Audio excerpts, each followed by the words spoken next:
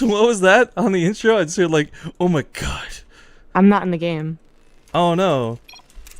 Game paused. Yo, Battle.net's the most BM person ever. Did it auto DC or whatever? No, I like had my friends list up and I'm looking at your name and I'm waiting for that like join to pop up and it's not. So I joined the channel and then it pops up like in the channel.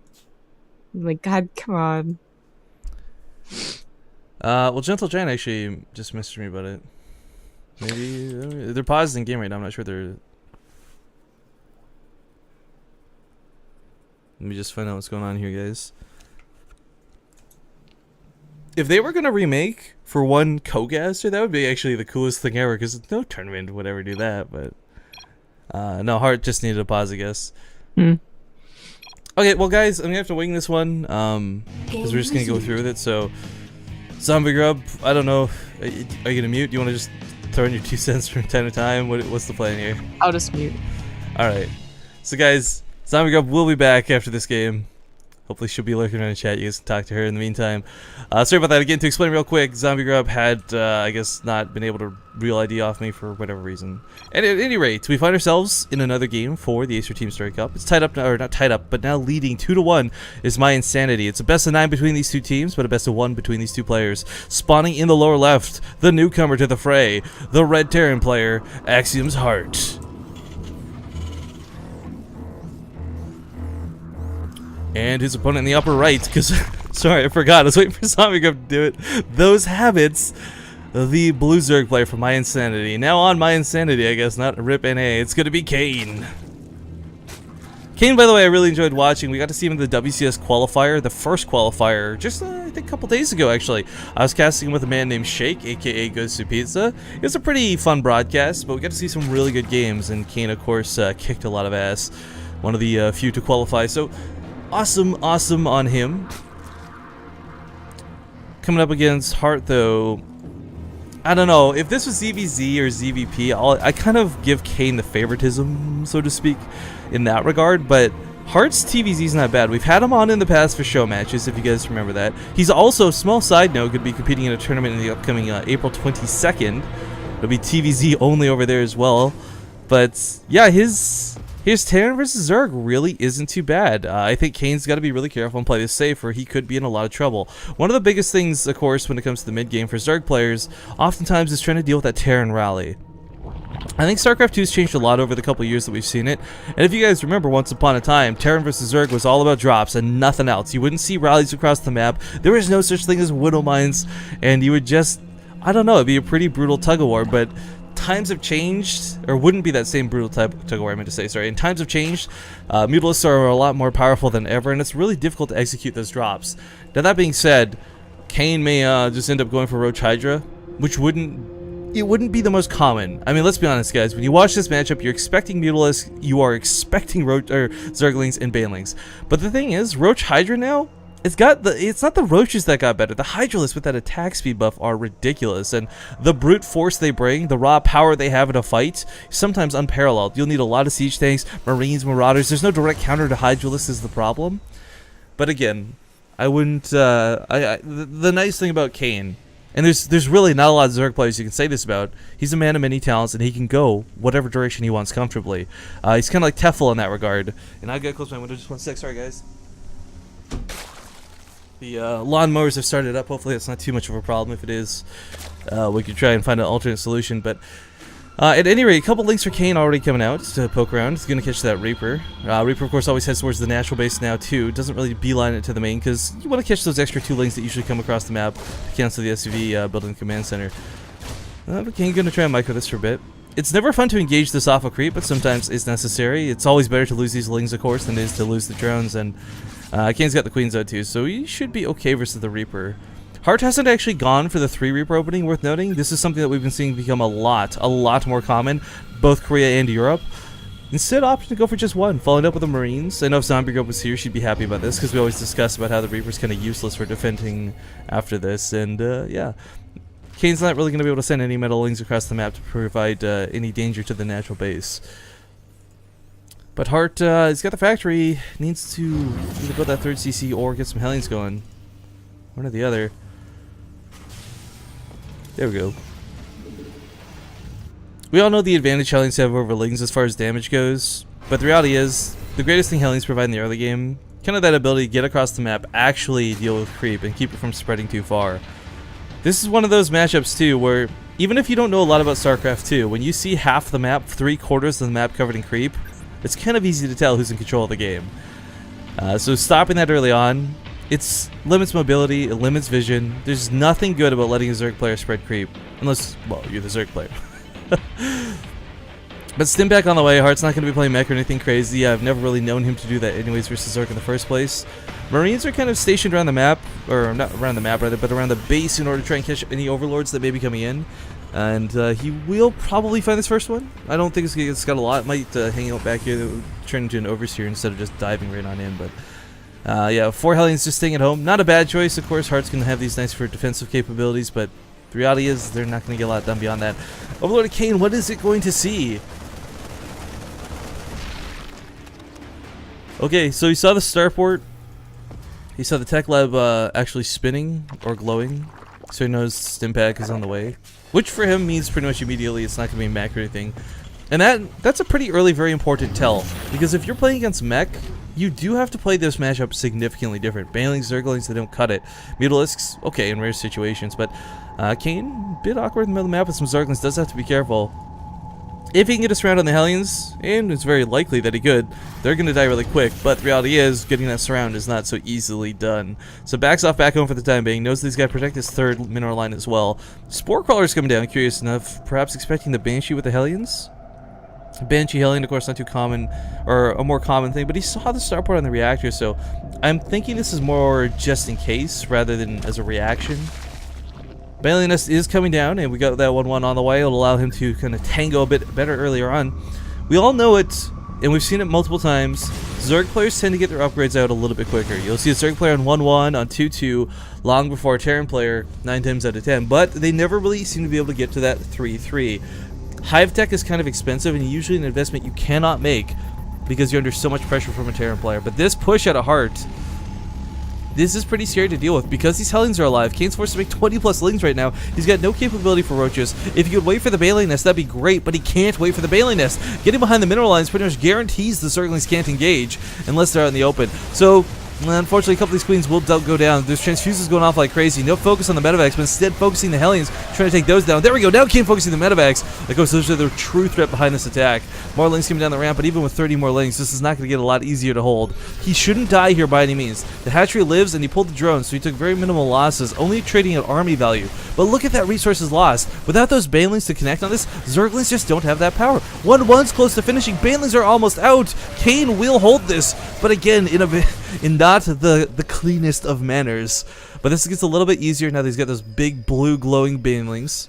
Well, that's some alliteration for you. Unfortunately, he did lose a queen in that last engagement. With all the queens on the front line, he's not getting injects off, and he knows it too. So, building some more to kind of replace these ones. Creep Timber's going down, we can help a little bit too, even if they force us to scan as well. Zerglings, their the main idea behind the Zerglings, of course, you want to hold these units in place, get that surround off, have the Banelings connect afterwards, but still not going to be too easy with the medevacs here. If he could pick off those medevacs with the queens, that would be huge. But I don't think he's quite got the DPS. So one medevac's so low, it is full of 6 or 8 Marines. 6 HP though, just barely gets away. Heart having a heart attack, I imagine, over that one poor medevac. Still on 2 bases for the time being. His third orbital is just now completing. He's not going to be able to really secure a third too quickly, too easily, but if he keeps applying pressure, he won't need to really bunker down. But of course, one of the biggest fears of all Terran players, it's not exactly having roaches on the high ground shooting your SCVs, but more about having Banelings roll into this mineral line. So we'll probably see a bunker and a couple depots, as that tends to be like the common style to get that little sort of corner wall off. But that's may not be something Heart's thinking about. Again, even if it's just 4 Marines sitting in a bunker, that's Marines away from your army. That's maybe 4 less Marines you have to split against Banelings. This medevac is boosting around the northern portion of the map, and I believe Kane saw that with that Overlord.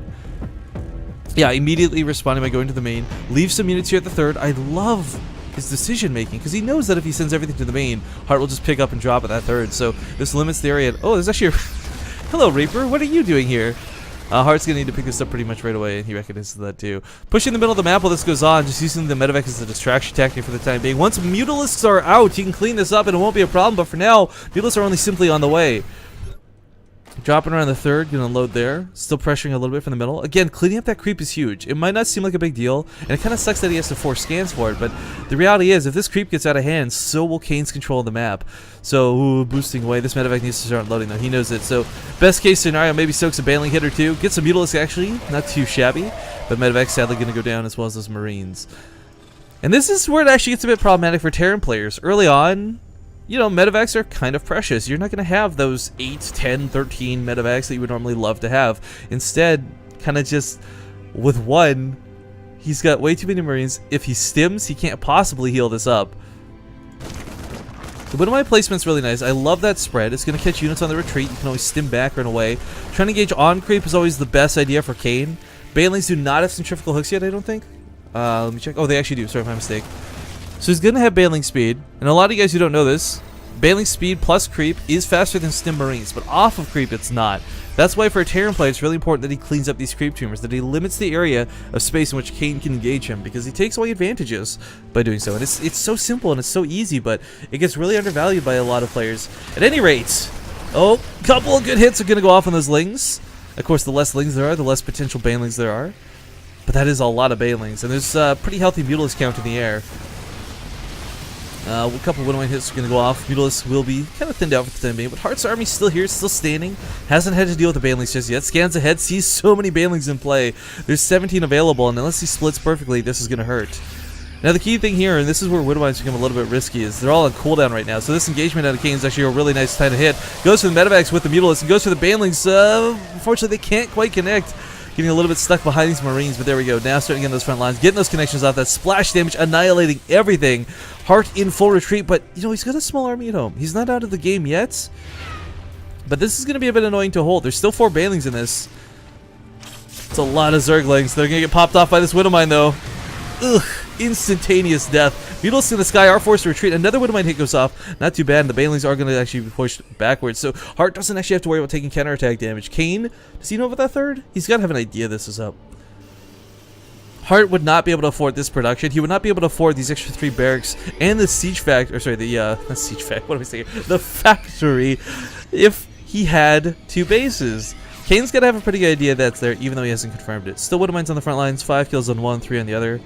Unfortunately, all the badass Widowmines that have killed a lot of units have also died. Sad to see. Yeah, the Mutalisk count isn't quite out of hand. It's around 21. This is kind of where you expect this number to be, even with upgrades behind this.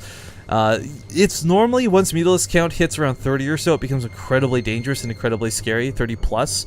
But with a Thor on the way, Widowmine's still standing, and a lot of Marines. Kane's biggest concern is going to be those banelings, I think, more than anything else.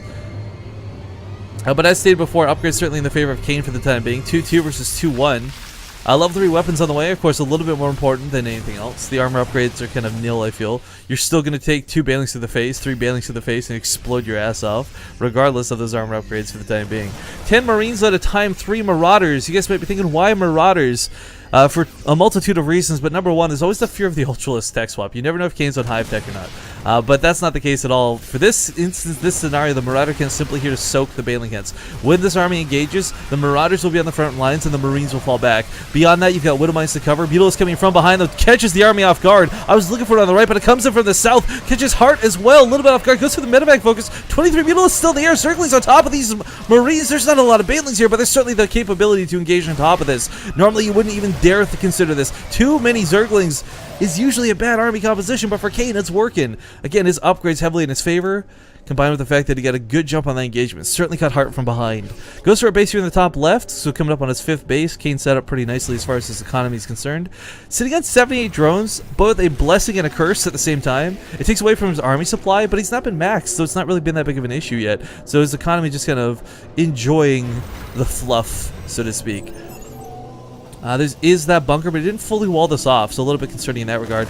Lings will get a full surround on the bunker. There will be a small attempt at a repair, but it's not going to cut it. Forces from Heart are going to be diverted into this, and this is a lot of Zerglings for Kane to throw away, but going to sneak some past this. Goes for the SCVs on a hold position, but still tangoing pretty nicely with these Marines. However, the depots are raised, and the Zerglings, well, they get on top of the SCVs, but they don't have that baneling power hits. Can you imagine with this many workers stacked up if 2 banelings had rolled in there? Oh my god. Instant devastation. But Mutalisk's actually going to swoop in from the side while this happens. 3rd base has been defended, I guess, defenseless, because everything's been pulled to the middle of the map. Heart actually just got some really nice Widowmine hits off, but puts them all on cooldown. One Widowmine was positioned over here. There's a couple more too. These mules we'll have to worry about. But actually focusing on the orbital command center, this forces the SCVs to come back into play. Unfortunately, couldn't quite focus them down, and now in the retreat once again. Kane up to 26 Mutalisks. His creep control, though, I mean, normally you would think, okay, Kane's kind of, he's in big control of the game. He's got Mutalisks out. Heart isn't really attacking the mineral lines, but the reality is, Kane, he's losing creep. He can't get past that halfway point in the map. He's not got that absolute sheer dominance you would love as a Zerg player. And beyond this, I joked about it earlier, but we finally have the Ultralisk Cavern coming out. So this will prove to be a little bit better as far as taking the hits from the Widowmines, soaking the damage. Marauders on the front lines as predicted, again, trying to soak those Baneling hits. Concussive Shells helping as well, but for Heart, I don't think he's going to be caught off guard by this swap. A lot of the time, you're stuck with 700 Marines, lots of Widowmines, Medivacs, and nothing can deal with the Ultralisks, but already pre-prepared for this in order to get those soaks for the Banelings out. Widowmines once again going off, but not quite on the Banelings that they need to connect to. Mutalisks trying to flood and pass this. We got a little bit of splits coming out of Heart, but if he splits too far for the Banelings, then all of a sudden he's in a big amount of trouble for the Mutalisks, and that's precisely what we saw happen there. Good game going to be called. Kane from mYinsanity brings them up 3-1. And we'll get Zombie Grub back on the call here, ASAP.